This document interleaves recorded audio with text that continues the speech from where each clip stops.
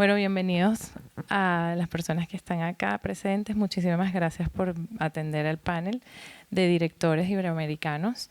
Pues ustedes saben que esta es la cuarta edición de este festival. Es un festival muy pequeño y joven que es muy necesario en la región y por lo tanto pues se ha hecho grandes esfuerzos para traer este talento galardonado.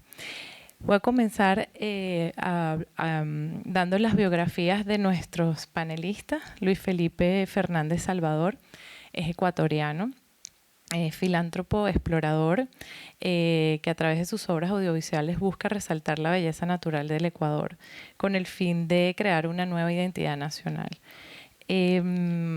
El año 2019 Luis Felipe fue candidateado, o sea, el país de Ecuador eligió su película Son of Men, que tiene un sello muy original en donde utiliza la realidad y también un poco de lo que es el realismo mágico. Él está muy vinculado con todos los temas de indígenas y todo lo que es la parte del Amazonas, la exploración de la atmósfera del Amazonas de su país y de todo lo que ocurre allí en esa comunidad. Bienvenido Luis Felipe, gracias por estar acá. Agradecidos.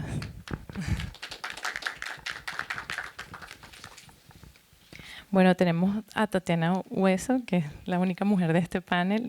Nos sentimos súper representadas. Gracias, Tatiana, por estar acá. Bueno, Tatiana es una cinematógrafa mexicana que al día de hoy pues está representando y ha sido candidateada con su película que ayer tuvimos la oportunidad de ver, Noche de Fuego, y pues que fue premier mundial en el en el reconocido Festival Internacional de Cannes. Muchísimas gracias, Tatiana.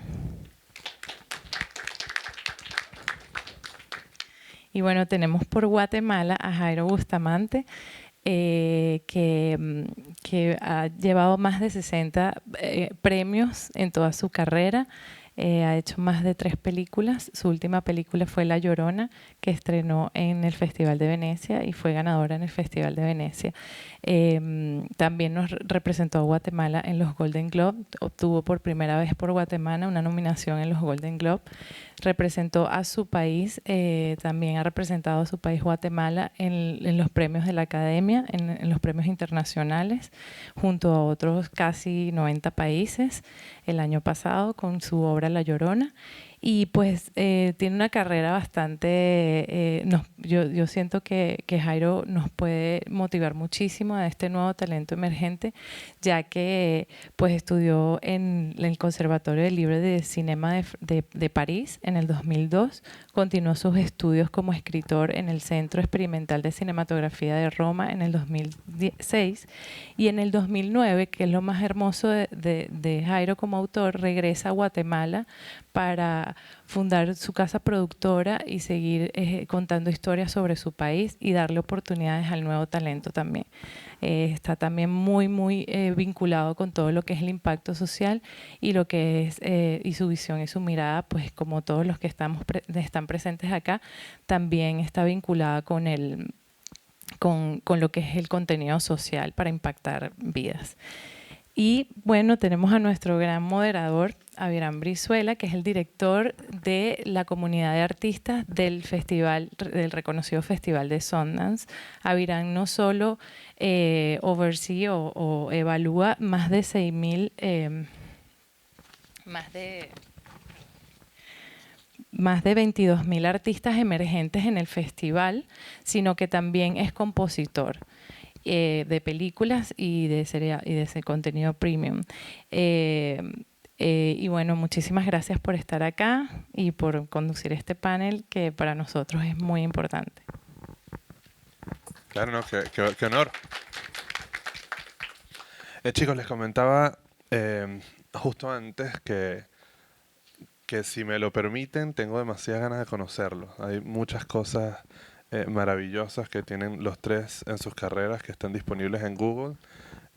Yo quiero llegar un poquito más allá y conocer un poquito más como de dónde nace todo este genio y explorar un poco como cosas que tienen en común y cosas que los hacen únicos también. Em, Espero que la próxima vez que nos veamos en un panel haya muchísimas más mujeres. Eh, Tatiana, qué orgullo estar acá sentado a tu lado.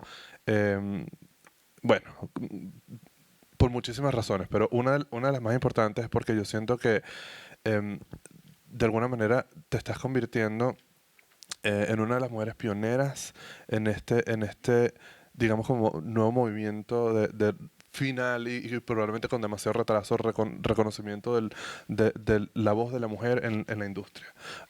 Una voz que no necesariamente siempre ha tenido la plataforma que se merece. em, y me encantaría como ahondar un poquito por allí, pero ver en dónde estás ahorita y lo que significa para la comunidad latina tu voz en este momento, pues es extraordinario. Qué placer pues tenerte por acá. Eh, Luis Felipe, qué maravilla también tenerte por acá. Súper fascinado con lo que estás haciendo en particular con la importancia que le estás dando a la visibilidad de las comunidades indígenas, que creo que es una cosa que compartes muchísimo también con Jairo. Em, bueno, en el caso de Jairo Parte también me encanta que desde la concepción de tu primera peli has estado pensando como en este concepto del tríptico y, y explorando como bastante a fondo una narrativa un poco más larga y que rompe bastante como con los formatos narrativos a los que estamos generalmente acostumbrados en el cine. Entonces ya nada más como por ahí, como entendiendo como lo que los hace únicos, eh, creo que puede ser un panel muy lindo. Entonces bueno, les doy la bienvenida y les lanzo como la primera pregunta. ¿Quién, quiénes son ustedes? ¿Cómo se definen ustedes a sí mismos? Es una pregunta probablemente compleja, pero respóndame como la sientan. ¿Quiénes son ustedes en este momento? ¿Cómo sienten ustedes a nivel artístico, sobre todo, que se ven a ustedes mismos en el mundo? No, las chicas primero no, un chico. A ver, voy a empezar yo entonces. Eh, yo me siento como un explorador. He sido explorador 27 años de mi vida. Vengo de una familia de exploradores. Y antes de morir mi padre me dijo algo que me quedó muy marcado, que me dijo que él era un artista que no había hecho una vida de arte. Entonces, de alguna manera eso quedó intrínseco en mí y me hizo tener el interés de explorar el arte, ¿no? Un explorador. Eh, yo creo que los cineastas somos exploradores. Eh, yo, mm, no sé, tengo dos países que conforman mi identidad. Uno está en Centroamérica, es El Salvador, aunque es como un terruño, una nostalgia, algo que perdí, ¿no? Me fui muy pequeña de ahí. Me siento muy mexicana, ahí crecí, ahí me formé como cineasta, como fotógrafa y luego como directora. Vivo en la montaña, en un pequeño pueblo cerca de la ciudad, en un pequeño pueblo donde hay que cruzar dos ríos y llegar en una 4x4, nadie me visita. Necesito mucho silencio para poder trabajar. Me encanta la ciudad, pero en el campo he encontrado como ese espacio para poder concentrarme en mis cosas. ¿Qué más? Tengo una hija de 10 años. Me encanta explorar las historias. Soy como una enamorada de las imágenes, de las atmósferas, del color.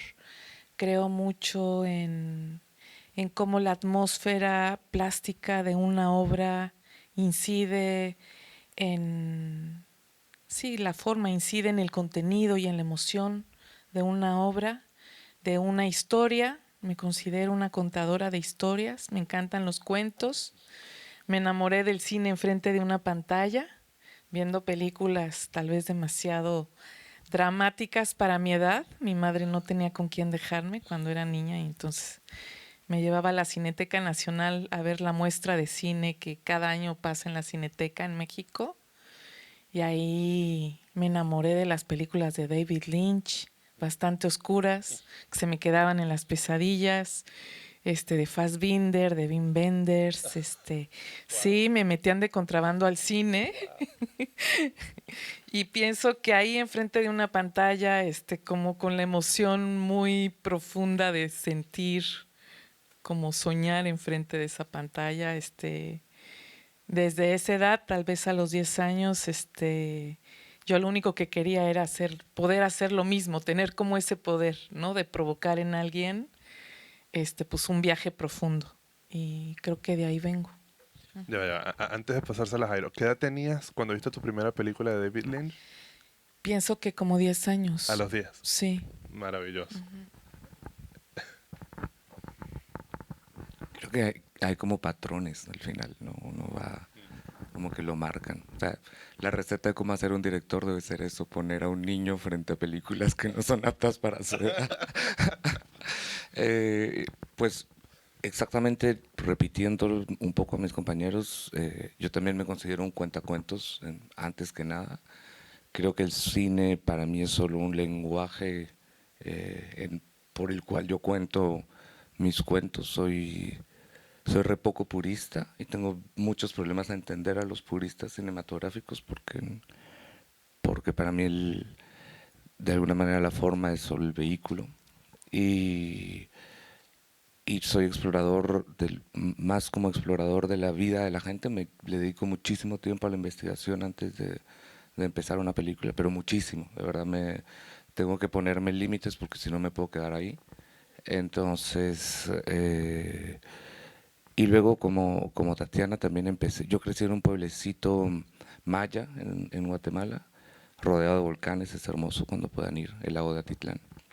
Y en ese pueblo 80% de la población era maya, 20% mestiza y extranjeros, y había un cafecito en donde la gente llegaba y dejaba VHS y una tele de transistores así más profunda que grande de pantalla. Y llegabas, te tomabas un café, yo me tomaba un té con canela porque para eso me alcanzaba.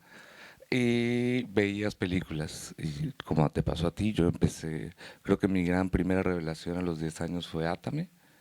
Y a partir de ahí, y recuerdo que Guatemala vivió un tiempo de opresión tan grande que mis preguntas eran, ¿cómo le dieron permiso a este señor para hacer esta película? Y entonces el señor me empezó a interesar y de ahí descubrí que Almodóvar era un director y la figura del director se empezó a convertir en algo potente en mi mente. En mi país no había escuela de cines, incluso hoy en día no hay realmente, hay ciertas universidades que dan cosas que se parecen, pero escuelas de cine como tal no existen. Y entonces a los 11, 12 años empezó esa planificación de quiero hacer cine, cómo hago para salir de acá, para ahorrar y para construir esto. Y me tomó desde esa edad hasta los 30 y tantos cuando hice mi primera película. Pero fue un proceso planificado y yo creo que muy como los proyectos de cine, ¿no? que son de largo alén, de larga respiración, no sé cómo se dice. Y por eso me gusta cocinar, porque es más rápido. E inmediatamente el placer está ahí después. Em, Capitalizando un poquito en lo que me acabas de contar del proceso largo de investigación, em, ¿qué te llevó a la ficción en lugar del documental en este caso? Sobre todo entendiendo que en el caso de los tres, em, tienen contenido como tan regionalista que se vuelve tan universal al mismo tiempo. Me da como mucha curiosidad en qué momento para ti fue como, ok, creo que esto va a estar mucho mejor reflejado si lo escribo desde cero, a que si sigo esta historia de forma documental. Bueno, obviamente entendiendo que hay un montón de situaciones y personajes fantásticas, ¿no? De alguna manera, en tu trabajo, pero que tienen mucho ancla en realidades y críticas sociales súper importantes. O sea, a mí me pasó con La Llorona que, o sea, me tocó mucho la fibra como social y me identifiqué mucho incluso con la cultura política de mi país, en Venezuela. Hubo como mucha incluso crítica a diferencias de clase y como diferencias raciales y culturales dentro de una misma, digamos, sociedad. Eso es como que me da muchísima curiosidad entender como cuál fue la semilla de la exploración, digamos, en el mundo de la ficción. Mira, yo creo que yo soy un consumidor de documentales y me encantan los documentales, eh, pero creo que me siento mucho más cómodo y libre en la ficción. Eh, Me creo mucho menos objetivo de lo que debería ser para lanzarme a un documental y es una responsabilidad a la que no me quiero confrontar si no me considero listo para hacerlo. Y esas son las razones personales. Luego yo creo que también influye mucho la historia que estás contando. Y yo por ahora me he metido a abordar historias que de alguna manera intentan contar 50 años de silencio en Guatemala. Y entonces necesito la ficción para poder reducir eso a un concepto. Porque nosotros no hacíamos películas desde los 40. Entonces es una cosa muy, muy pesada retomar esa bandera y empezar a contar lo que no se ha contado y y sobre todo es muy pesado empezar a ponerle un espejo a un público que nunca se ha visto reflejado. A mí me parece muy impresionante cómo mi público local eh, se compara en el cine con neoyorquinos y realmente están acostumbrados a hacerlo porque nunca ha habido algo y no tenemos acceso al cine latino. O sea, por ahí el cine mexicano nos llega un poquito, pero tampoco nos llegan las películas con las que podríamos compararnos, ¿no? Sino nos llegan las películas más internacionales. Y hablando un poco de lo que decía sobre el cine indígena, siempre me ha causado un poco de gracia el término, porque yo no escogí hacer cine indígena porque sí. Simplemente que vengo de un país en donde 80% de la población es indígena, entonces tú haces un país sobre tu pueblo. Y tu pueblo es en mayoría indígena, entonces es como un reflejo de la realidad. Genial. Tengo demasiada curiosidad en tu caso, Tatiana, porque, bueno, tu aproximación es literalmente opuesta. Vienes como del mundo del documental.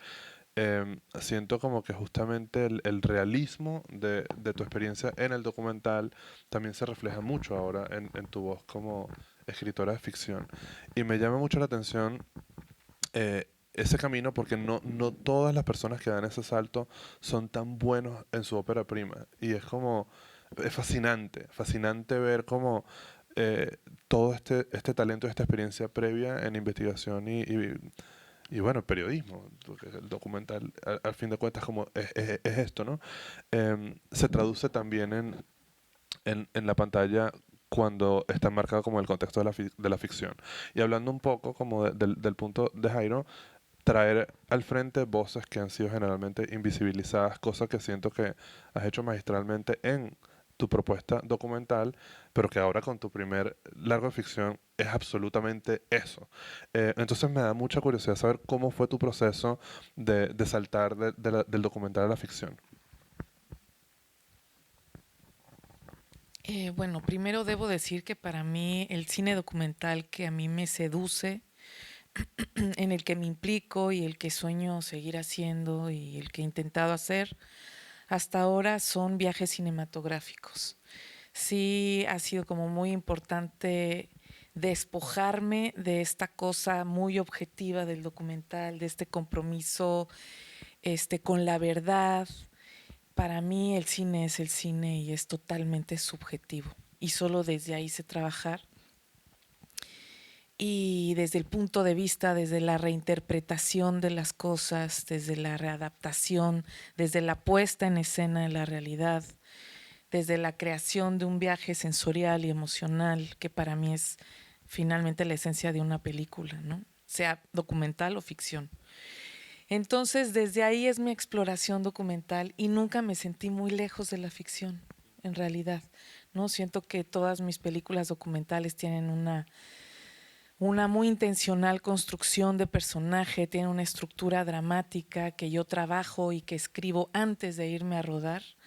Hasta ahora no sé hacerlo de otra manera. Me encantaría hacer cine directo, por ejemplo, no planear nada y salir como grandes cineastas que han habido en el mundo, ¿no? Que admiro mucho, pero yo apenas llevo 3 películas Y mis primeras 2 películas sí tienen una profunda investigación atrás de por lo menos 1 o 2 años. Y entonces tengo muchísimos elementos deliciosos para generar una estructura dramática, para imaginar el color de la película, la forma de la película y un poco cómo vamos a navegar. Y bueno, el salto al documental, realmente yo no quería, fue como muy seductor, o sea, tenía muchas ganas de un reto nuevo en mi camino, de nuevos riesgos. Pienso que mi trabajo está, cada película ha sido aventarme un clavado a un abismo, ¿no? Siempre con muchos riesgos de distintos, pues riesgos formales, riesgos narrativos y riesgos del contenido también, porque me he metido en temas delicados y en México ahora mismo es difícil rodar. Hay que cuidarse mucho, hay que crear todo un mecanismo de seguridad alrededor del crew y depende también los temas que tocas, ¿no? Pero, en fin, esta era una oportunidad para llevar más lejos mi exploración narrativa, estética y también me interesaba mucho hacer un proyecto más ambicioso a nivel de producción, ¿no? Tengo los últimos 20 años, 18 años trabajando con un equipo de 7 personas, que es como mi familia. Y yo no quería aproximarme a la ficción como con un esquema de producción del documental. Sí, se me antojaba como algo mucho más grande. Y bueno, la oportunidad de adaptar esta historia que nace de una novela de Jennifer Clement, en donde había muchos elementos de producción muy ambiciosos que también me seducían, ¿no? Entonces, sí, yo me acuerdo que le hablaba al productor, a Nicolás Ellis, que es el productor, y le decía, oye, va a haber una explosión, y hay balazos, y necesito un helicóptero que suelte veneno encima de un pueblo. Tú dime, ¿me tengo que limitar? ¿Hasta dónde puedo? ¿No puedo? No, esto va a ser muy caro, ¿no? Y Nicolás Ellis, que es un gran cómplice de camino, me decía, sé libre, o sea, fluye, escribe lo que necesite la película, tal. Y bueno, claro, cuando llegué al set y cuando empezó la producción me di cuenta que para mí, era una peli demasiado grande, tal vez, o sea, una gran producción con 100 personas de crew, con muchos departamentos especializados con los que no había trabajado antes, ¿no? Como vestuario, maquillaje, un ejército de arte. Bueno, para mí eran 15 los de arte, para mí eran un ejército, efectos especiales, efectos visuales. Y creo que lo fascinante para mí fue como descubrir que en la ficción hay que crearlo todo, ¿no? Fue de las cosas que más me sedujeron también en este paso a la ficción, ¿no? Había que crear todo desde el viento, la lluvia, el fuego, los balazos, la caracterización de las niñas, que son 3 niñas, está contada en 2 tiempos, a los 8 años y a los 14 ya había que clonar a estas 3 pequeñas con sus 3 clones adolescentes. Entonces, en ese sentido, sí quise como apostar todo por pues por entrarle de lleno a la ficción, ¿no? A la creación de tantos elementos. Y también me topé con un aparato demasiado grande y tal vez un poco torpe. En el documental lo resolvemos todo 5 o 6 personas, ¿no? Y estoy acostumbrada a moverlo todo del lugar y claro, esperamos a que llueva. Tempestad es una película de lluvia y mi equipo era de meteorólogos que me guiaban a encontrar las tormentas grandes y los vendavales que yo quería atrapar, ¿no? Y en la ficción no tienes tiempo de nada de eso, el tiempo es muy diferente. Pero es increíble decir acción y que empiece a llover en el campo sobre las vacas. Eso es algo extraordinario, o sea, sí me enamoré. Ya no sé por dónde me fui, pero bueno, más o menos ese fue el paso, ¿no? De tener a personajes que ya existen con sus vidas, con sus circunstancias, que tú finalmente manipulas las cosas para poder encontrar tu cuento, pero existen los espacios donde habitan sus historias, toda su carga que hay atrás, ¿no? y en la ficción había que generarlo todo desde cero y eso fue fascinante. Bueno, los que vivimos en Los Ángeles ya sabemos la solución. Uno dice acción, comienza a llover, se acabó la sequía. No, maravilloso esto. Eh, y le quiero como hacer un par de preguntas de seguimiento a eso, pero antes de indagar un poquito más, Luis Felipe, eh, ¿cómo defines tú tu proceso de exploración en este caso? ¿Y cómo llegaste como a este punto de decir, bueno, voy a empezar a explorar, a escribir desde cero en ficción y navegar un poco esa línea? ¿Cómo te sientes al respecto? Bueno, en realidad, cuando hablaba de exploración, yo vengo de la exploración real, digamos, en la selva, en los Andes. Eh, yo desde pequeño desde chiquito era un fan de Jacques Cousteau. Jacques Cousteau logró pues, diseñar tecnología para llevar audiencias a sus viajes. Y bueno, en el tiempo, después de la situación que me pasó con mi padre cuando murió, eh, pues me reconecté con eso y me di cuenta que pues era algo que yo quería hacer. Me interesé mucho en la antropología, empecé a estudiar mucho los trabajos de Jean Rouch, que pues es un antropólogo que se considera como, para los que no saben, uno de los iniciadores del cinema verité. Y empecé a trabajar en entender cómo utilizó él el cine para explorar su campo de interés, que fue la antropología. Eh, y así empecé eh, a interesarme más y más en, en la parte pues de la danza que existe hoy en día entre las representaciones cinemáticas, ¿no? En este caso el cine documental y el cine de ficción. Yo soy un consumidor del cine de ficción. La película que de alguna manera me marcó fue La historia sin fin. Y bueno, desde ahí siempre el cine de ficción ha sido mi tema. Realmente nunca me ha gustado ver películas documentales. Entonces me empecé a preguntar cuál es la diferencia entre el cine documental y el cine de ficción. Y pues realmente la percepción siempre es que no, pues que el documental es la realidad y el cine de ficción no es real. Pero mi conclusión personal fue que pues las dos son solamente realidades cinemáticas. La realidad no existe en el cine. La única diferencia que existe entre esas dos es la decisión estética y la decisión narrativa.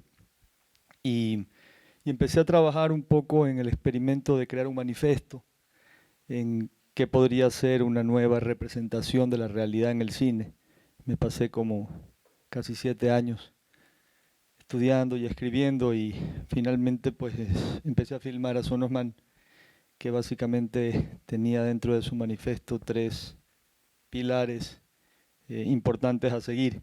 No podía haber un guión, eh, no podía tener actores profesionales o actores wannabes, y no podía ser filmado en estudios, sino tenía que ser filmado en escenarios reales para las personas reales. Y así nos fuimos 10 años. Y fue un experimento, un viaje importante que realmente creo que me marcó a mí en cuanto a lo que hoy en día estoy haciendo, con todos los proyectos que estoy haciendo. Y no sé si estoy respondiendo a tu pregunta con eso, pero tal vez me volé también. No, claro.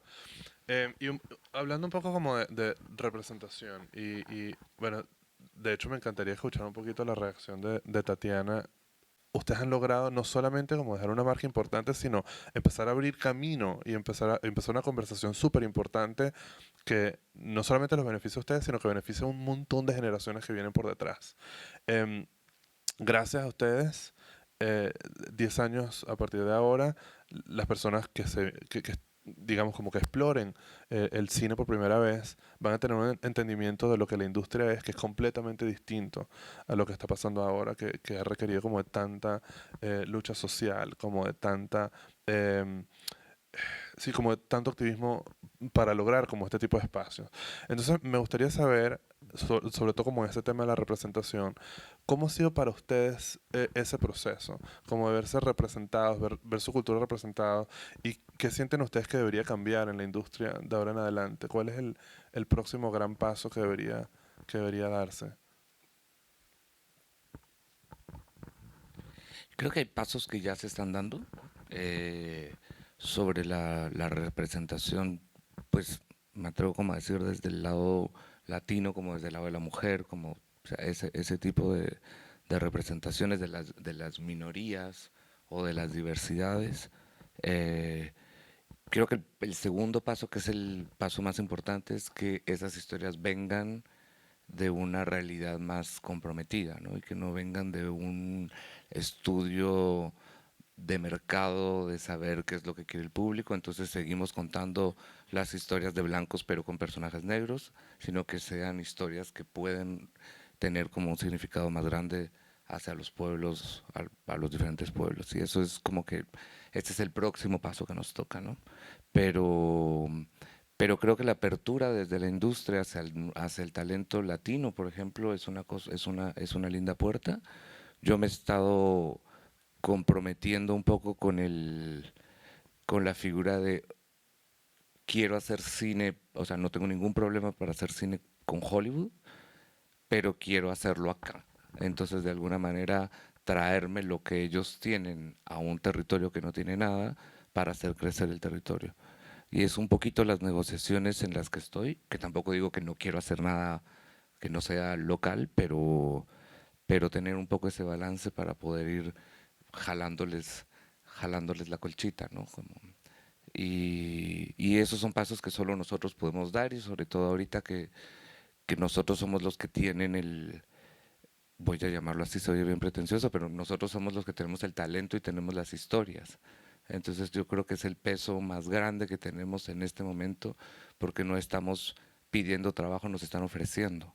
Entonces es el momento en el que realmente podemos jalar para nuestro lado. Bueno, yo considero que sí, que el cine latinoamericano necesita una identidad universal.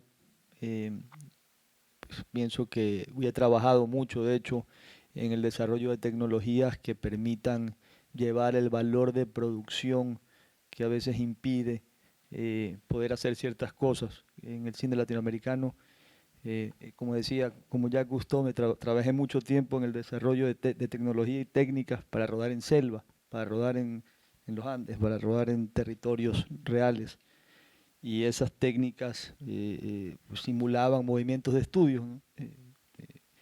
Entonces, considero que este tipo de iniciativas, por mi lado y por el lado de otros cineastas, pues, pueden llevar a que podamos hacer una comunión entre el contenido que puede llegar a ser universal y al mismo tiempo mantener esa identidad o descubrir esa identidad del cine universal para Latinoamérica en el mundo.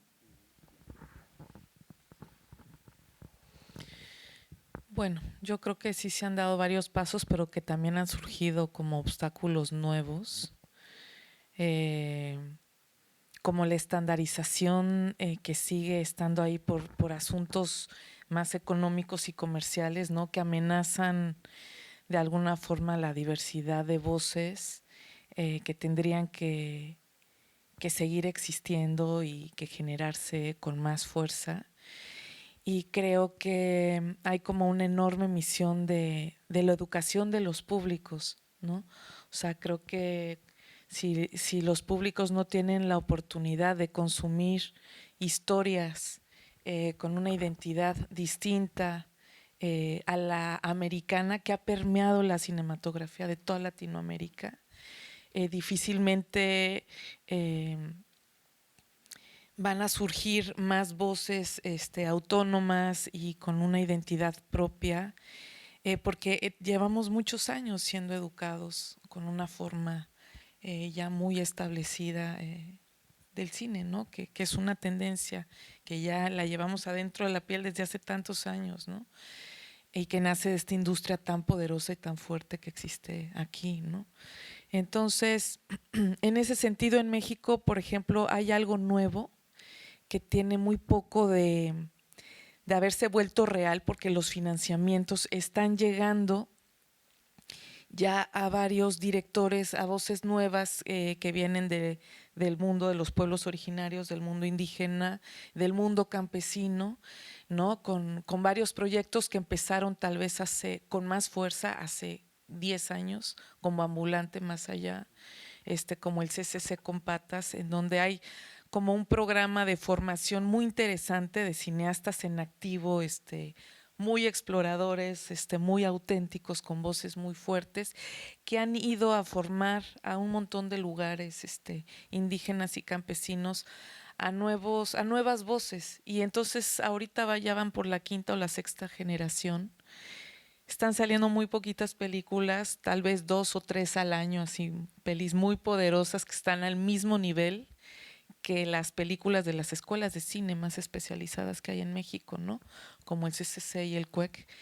Y eso es algo nuevo, están saliendo con mucha fuerza estas primeras voces, y creo que hace 2 años o 3 años empezaron unos fondos nuevos, muy pequeños todavía, pero unos fondos económicos importantes para poder producir las películas de toda esta gente nueva que está empezando a surgir.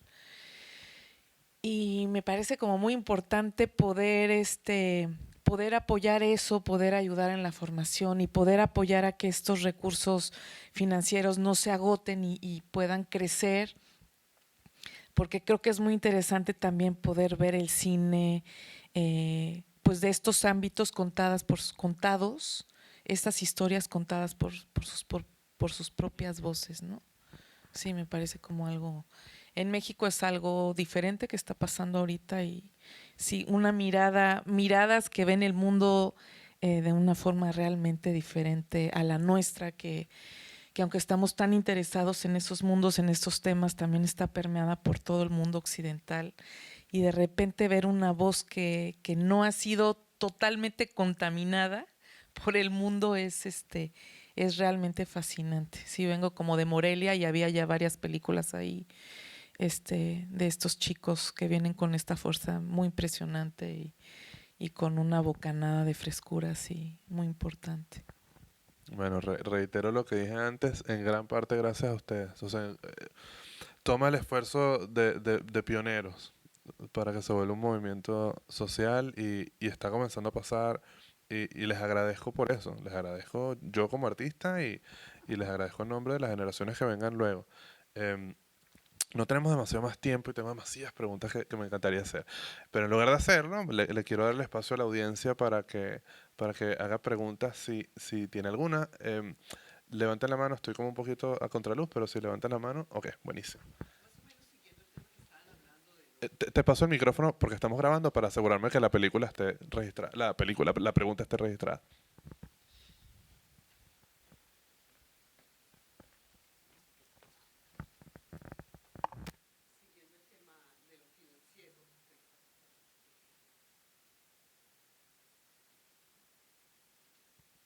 Test.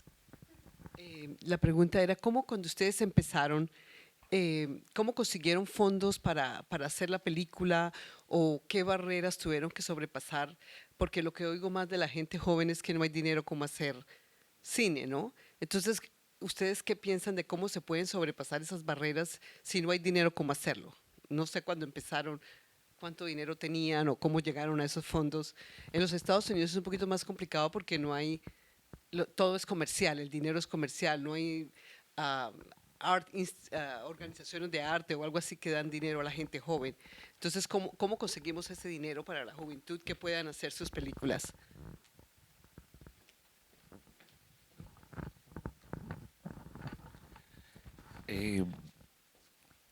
Creo que la experiencia más dura para mí fue Ishkanul, mi primera película, en la que directamente trabajé 5 años en fashion para ahorrar, y logré ahorrar lo que para mí era muchísimo dinero, pero que significaba solo la mitad del presupuesto. Entonces, y del presupuesto de rodaje. Luego tuve un socio que se metió con la otra parte del dinero, Yo estaba en Francia, o sea que tenía como los accesos a todos los fondos franceses, pero era desconocido, era un guión en maya, con actores mayas no profesionales, o sea, no eran profesionales en ese momento, pero se volvieron profesionales, y era toda un reto al que poca gente quería apostarle. Entonces me fui con esa plata a filmar la película Guatemala en las faldas de un volcán en actividad, con con toda nuestra gente viviendo allá. No teníamos agua potable, no teníamos electricidad. Fue todo un reto de 6 meses, muy, muy en familia, como muy apoyándonos todos para hacer la película.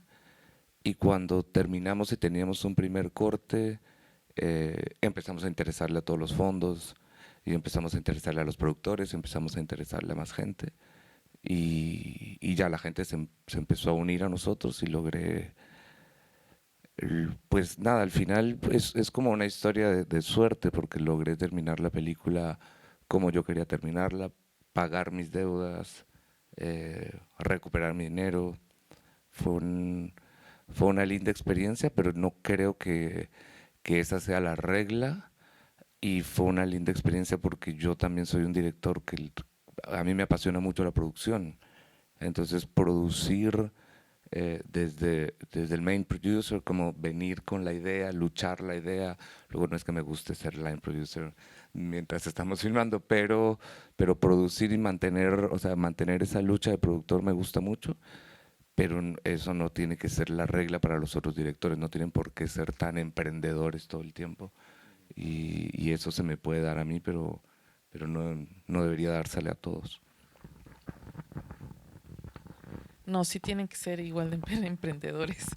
O sea, hacer una primera película es casi un milagro. O sea, nadie cree en ti, es apostar, es tan caro hacer cine, cuesta tanto dinero levantar una película, que siempre una primera película es como un sueño imposible. Yo sí tardé también tal vez 6 años, 4 años buscando, y luego tiré la toalla y luego ya una convocatoria me dio la oportunidad con un financiamiento mínimo de hacer El lugar más pequeño, que es mi primer película, en otro país, en medio de la jungla, con unas condiciones muy, muy difíciles, en donde también tuvimos que ser inventores y muy astutos para sacarla adelante. Pienso que la primer película de un director inevitablemente tiene que tener, bueno, latino, ¿no? Un latino, es muy importante señalar. Invariablemente tiene que tener una inversión propia, personal, para que empiece a caminar, para que tengas algo de imagen y armar un teaser, para que haya una investigación atrás, para que tengas un punto de partida medianamente sólido para que alguien más pueda mirar esa película o imaginar esa película, para lo cual necesitas varias herramientas. Muchas veces no solo es el papel, ¿no? Imágenes, investigación, un casting, alguna pequeña escena que rodaste o algo que generaste que puede transmitir algo sobre la película que quieres hacer. Y luego, si esa película te queda bien, la segunda película normalmente llega con más facilidad. Y para esa segunda película en nuestros países, en México ahora hay dinero para hacer cine. Los últimos 10 años la producción explotó por un fondo en donde se deducen los impuestos y las grandes empresas te dan dinero para hacer tu película, y es parte del boom del cine mexicano, en donde se están produciendo más de 150 películas al año, y eso ha hecho que madure una industria y que acumulemos experiencia y que nuevas voces surjan y demás. Ahora con la pandemia eso está en una situación de riesgo importante, pero en general en Latinoamérica, para una segunda película, algo muy importante son los fondos internacionales, a lo que todos hemos acudido, y hay varios fondos de work in progress o de desarrollo de proyectos que son interesantes y que tienen los ojos puestos en Latinoamérica, muchos fondos. Sobre también de esto que decías de lo que significan las primeras películas, yo me acuerdo que nosotros con Ishkanul, porque nos estábamos estrenando todos como, bueno, yo como director, aunque la gente hubiese hecho otras películas, se estaban estrenando en esos roles de cabezas de equipo. Y, y nuestra apuesta era, si la película no nos queda bien, no la mostramos. Yo me quedaré con una deuda y ya veré cómo la pago, pero era como ese miedo de que no te quede bien esa película y no pasar a la fase 2 en donde los fondos internacionales te empiezan a ayudar, porque es muy difícil quitarse una marca de una mala película al inicio. Aunque uno sepa que la gente evoluciona y uno sepa la lucha que hay detrás de esa primera película, y si no les quedó bien seguramente fue por 10.000 razones menos por falta de talento, es muy difícil que pasen como al siguiente paso. Bueno, en mi caso, yo cuando inicié en el cine, inicié con un cortometraje documental que estrenó en el Festival de Cannes. Realmente el presupuesto también fue algo pues, que no era tampoco oneroso, era un biopic y sí, finalmente fue algo muy a lo guerrilla, a lo presupuesto del... Yo no era el director, yo era el productor. Y de ahí en adelante me empezaron a invitar a proyectos, pues realmente a invitarme a trabajar. Por ejemplo, trabajamos una película en África, una ficción, en donde aprendí mucho como production manager. Y pues también pues, colaboré en la parte del presupuesto, pero tuvimos en ese caso el rey de Marruecos estaba queriendo atraer la industria, entonces él puso un dinero. De ahí me invitaron a hacer otra película un documental con The Human Rights Watch en Canadá se llama Highway of Tears, sobre más de 600 mujeres que asesinaron en Canadá, indígenas. Ya eso tuvo atracción por Human Rights Watch, entonces obviamente tuve que poner yo un poco de dinero, el director otro poco de dinero y bueno, la tensión política trajo pues fondos más que nada sociales con el que se dio esta película. Con A Son of Man fue otra cosa. Con A Son of Man, que fue realmente mi ópera prima como director, pues era realmente un proyecto que era infinanciable. Es decir, una película que tenía que verse como, tenía que respetar un manifiesto en el que tenía que ser un largometraje de cine clásico o simular una ficción, sin embargo, tenía que ser un reality show en todo el sentido de la palabra. Entonces tenía que tener la decisión estética del cine clásico, la decisión narrativa del cine clásico, pero no había guión, lo que hablaba hace un rato, el cine directo.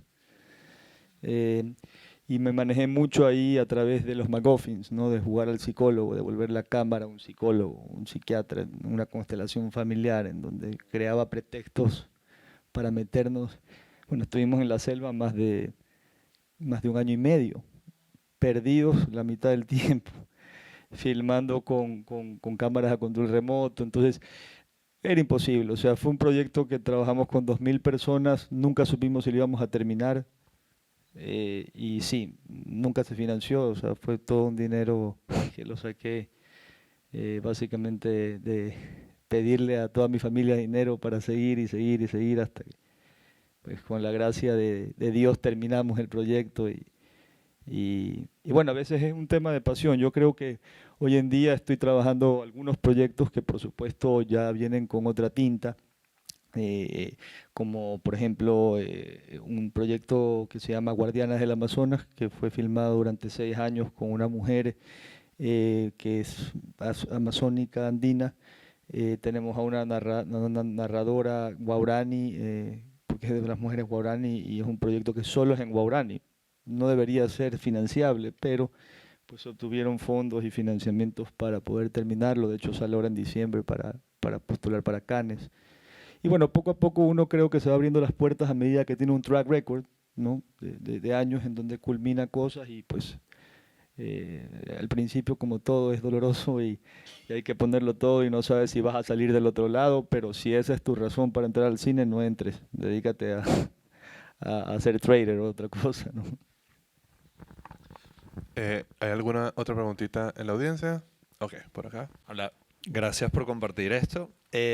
Mi pregunta es sencilla, ¿cuál es el momento más divertido que recuerdan en cualquier producción? O sea, que así que todavía se acuerdan y se partan de la risa con esto no tenía que haber pasado, pero bueno, aquí estamos. Así sea un momento serio que todo el mundo como que rompió personaje o cosa interna, ¿no? No tiene que haber sido en cámara, sino de una producción.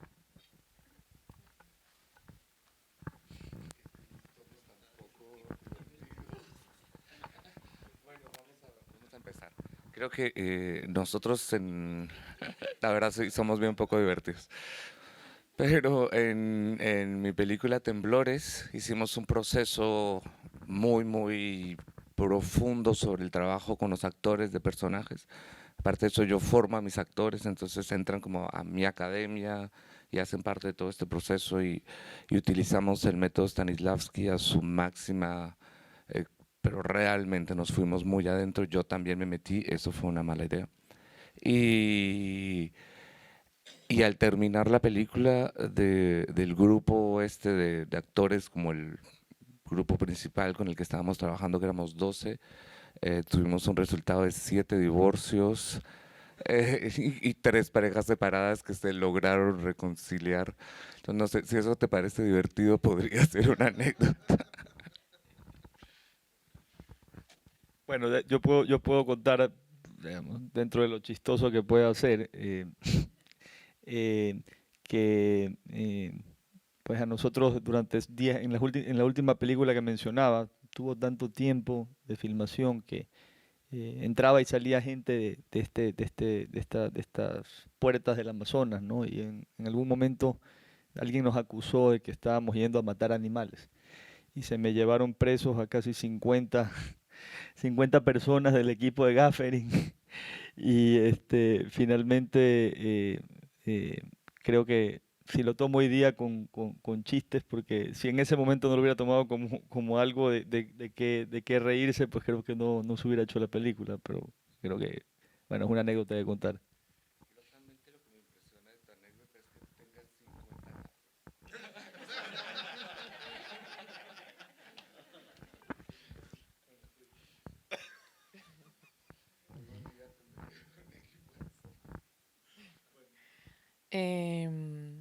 Ahorita escuchándolo, recordé el primer corto que hice en mi vida, que fue de ficción y que fue un fracaso absoluto y que no lo terminé.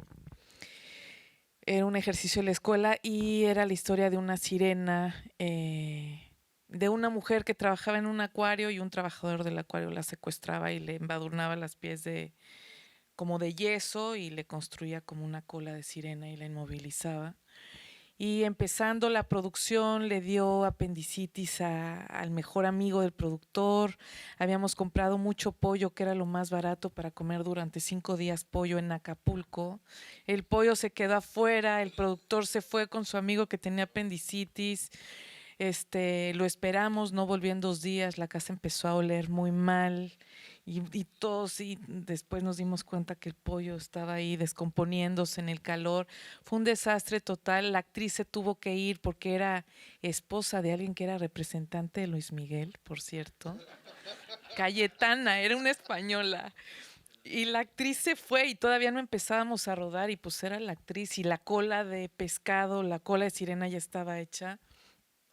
Yo estaba tan desesperada y tenía tantas ganas de hacer esta primer película y mi equipo era muy pequeño y a nadie le quedaba la cola de sirena más que a mí. Y terminé con la cola de sirena puesta dirigiendo la película, porque además era como la secuestraba y se la llevaba en un jeep entre las palmeras a intentar vivir su pasión con ella. Y era terrible, o sea, con la cola corte y se olvidaban de mí, iban a hacer que el tráfico ya fluyera y yo con la cola inmovilizada, así de ayúdenme por favor. Bueno, sí, fue tremendo eso. ¿Alguien más? Bueno, ¿Alguien más? Última pregunta.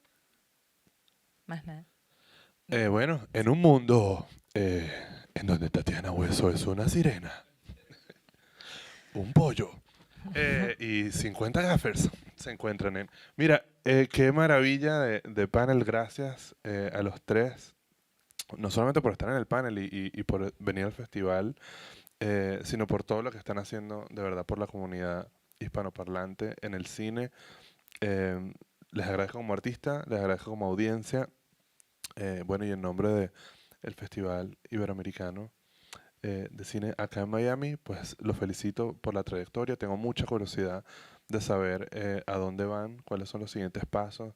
Yo odio la pregunta como de, bueno, ¿y ahora qué? ¿No? Porque cada peli es como un hijo y uno no deja de ser padre del hijo anterior para ser padre del hijo nuevo.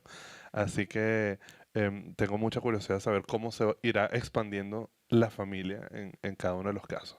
Por ahora, bueno, dejamos la conversación hasta acá, con muchas ganas de más y con muchas ganas de seguir un poco la trayectoria de aquí en adelante. Bueno, un aplauso para los tres.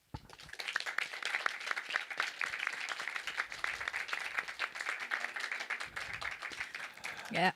Fernando, Mariale, gracias por la invitación y bueno, a todas las personas que están haciendo el festival posible, Brandon, por toda la logística, gracias de verdad a todos por tenernos por acá, qué linda experiencia ha sido, no solamente venir a Miami, sino, como decía Mariale, lo digo yo desde afuera, qué necesario es este espacio. Qué necesario es este espacio. Habíamos tardado demasiado en tener un espacio latino en una ciudad como esta, con tan buena representación, de tan buena calidad, así que los aplaudo por el trabajo tan extraordinario que están haciendo. Gracias por eso. Gracias. Bueno, esperamos volver a tenerlos pronto y muchísimas gracias porque el cine es un trabajo heroico y que, como decía Luis Felipe, como dice Luis Felipe, solamente la pasión es quien nos empuja y nos guía. Y ya estar aquí metidos, no hay un regreso. Cuando ya estamos en el camino, no hay un regreso. Gracias a la audiencia, estamos seguidos de un panel de mujeres en el cinema. Está conducido por Celinés, actriz, productora dominicana. Entonces los invitamos a que se queden acá y bueno, yo sé que ustedes tienen una agenda bastante fuerte, pero también están invitados a hacer audiencia del panel donde estarán varias actrices iberoamericanas aquí de panelistas. Muchas gracias. Muchas gracias a todos.